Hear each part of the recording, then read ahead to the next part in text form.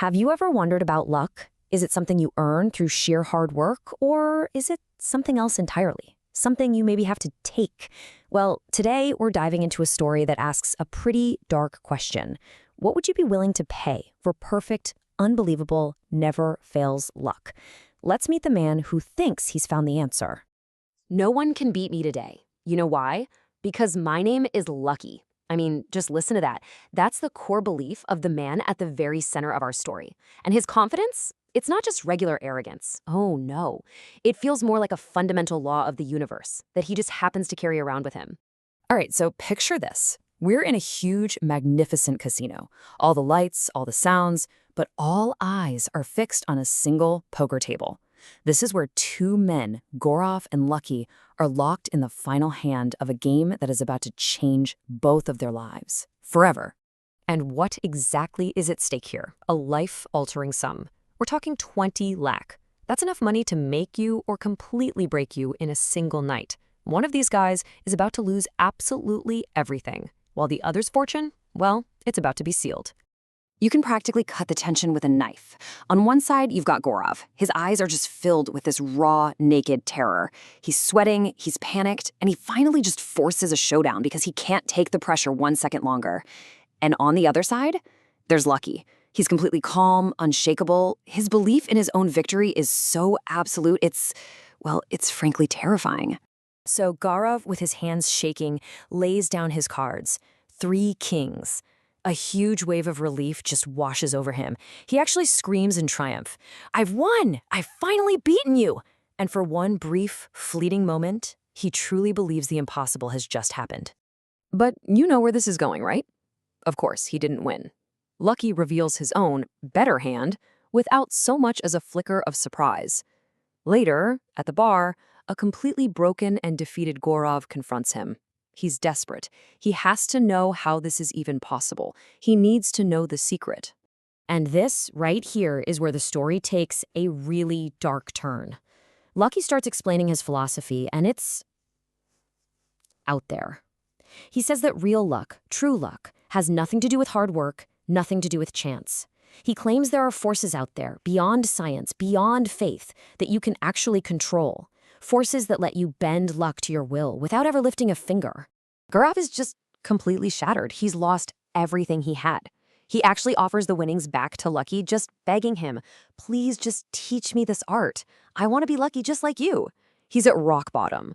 Lucky tells him there's only one thing you need to learn this secret: courage. And Gaurav, in his desperation, he boasts, "Courage runs in my veins." He's so far gone that he insists he'll do absolutely whatever it takes.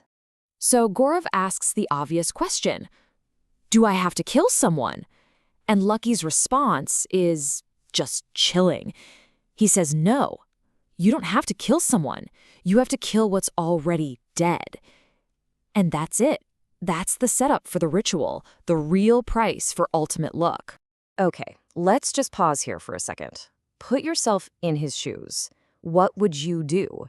You're facing total ruin. Would you be willing to violate every natural law, every moral fiber in your being, just to turn your life around? For Gaurav, the answer is a horrifying yes. And this is the price.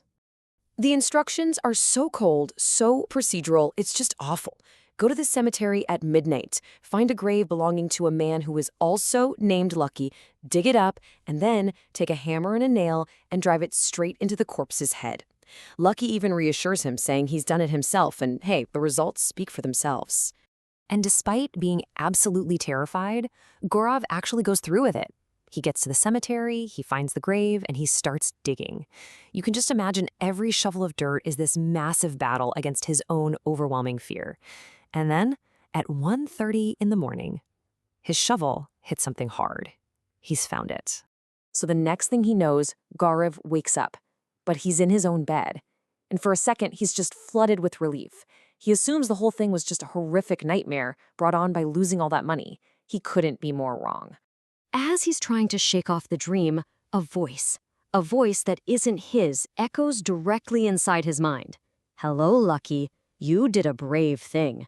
And at that exact same moment, a sharp, stabbing pain shoots through the back of his head. He is definitely not alone. And then the voice explains the new arrangement. It's a parasitic bargain, a demonic contract. Gaurav, who it now calls Lucky, will have perfect luck. Every single wish will be granted. But in return, this entity will live inside him, feeding on his blood. It's this horrifying symbiosis, a two-way street to hell.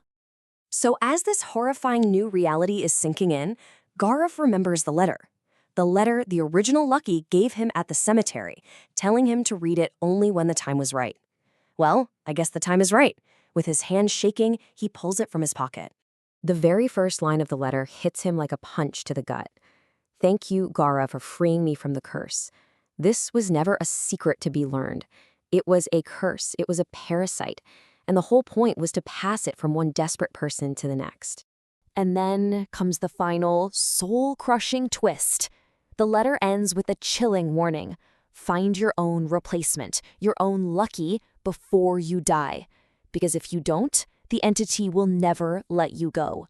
The price of perfect luck is finding someone else to condemn to the exact same fate. And just like that, the story comes full circle. You can just picture it, right? Gaurav, now the new Lucky, sitting at another casino table, calmly uttering the same words that once sealed his own fate. The cycle is complete, and now he's the master of a game he can never, ever leave. So that leaves us with one haunting question. The curse demands a new host. The game needs a new player. The cycle has to continue. So, who will be the next desperate soul willing to pay the ultimate price? After all, in a game where luck is actually a curse, the only way to win is to find someone else to lose.